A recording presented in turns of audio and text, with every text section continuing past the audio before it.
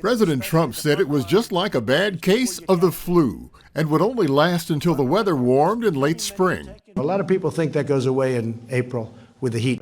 Of course, it didn't. No president in U.S. history was so wrong about something of such great importance to the American people.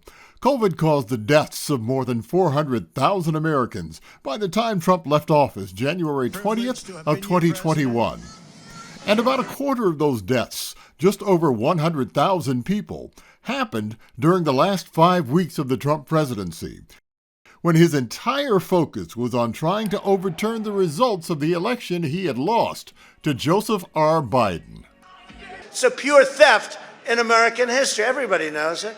Trump turned what should have been vital press conferences to give Americans potentially life-saving information into veritable clown shows, in which he touted such crazy ideas as drinking bleach, putting ultraviolet light inside the body, and taking the anti-malaria drug hydroxychloroquine. It does work with, as you know, malaria, lupus, etc., and it's a very powerful drug.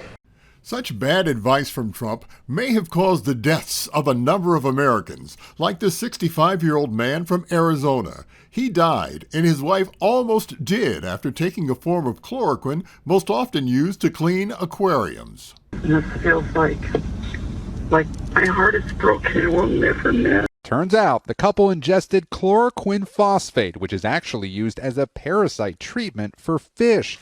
She said she'd heard about it from President Trump. We saw his press conference. It was on a lot, actually. While Trump was telling the American people that they didn't have much to worry about from COVID, in actuality, he knew that it was a lethal disease, the likes of which we'd never seen before. This is more deadly. This is 5 per... this is 5% versus 1% and less than 1%. So this is deadly stuff. I wanted to always play it down. I still like playing it down. Yes, sir. Because I don't want to create a panic. Most reasonable people understood that was a bunch of malarkey about Trump not wanting to panic the American people. Just yesterday, during a campaign speech in Ohio, he warned that the nation would experience a bloodbath if he lost to Joe Biden again. And he had no problem alarming folks about Mexican immigrants coming into the U.S. They're bringing drugs, they're bringing crime, they're rapists. It's poisoning the blood of our country. It's so bad, and people are coming in with disease. Regarding COVID, in essence, Trump lied and Americans died. Why did you lie to the American people, and why should we trust what you have to say now? Such a terrible question, and the phraseology, I didn't lie. What I said is we have to be calm, we can't be panicked. Over and over again, the followers of Donald Trump saw him disregard the guidance from medical experts like Dr. Anthony Fauci. I stayed home another day. And from Trump's own COVID task force coordinator, Dr. Deborah Birx. And is there a way we can do something like that by injection inside or almost a cleaning? I just wanted it to be the Twilight Zone and all go away. It was so off topic, so sensational. I didn't know what to do. Trump derided mask wearing and social distancing. And once he realized the COVID vaccine that he pushed for wasn't going to be ready in time to help him in the November 2020 election, he never touted it again. Because he knew that many of his supporters were anti-vaxxers.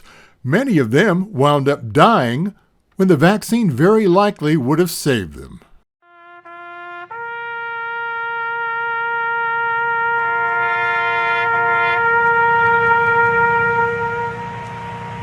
Trump changed his tune after his statements to Bob Woodward in early February about COVID being much deadlier than the flu went public. Yeah, no, I don't take responsibility at all. It's all over the world. It's incredible what's happened in such a short period of time. The words about a pandemic at this point? No, we're not at all, and we have it totally under control. I've always known this is a pandemic. Trump lied, and Americans died. 1,000 Americans are dying a day. They are dying. That's true. And it is what it is.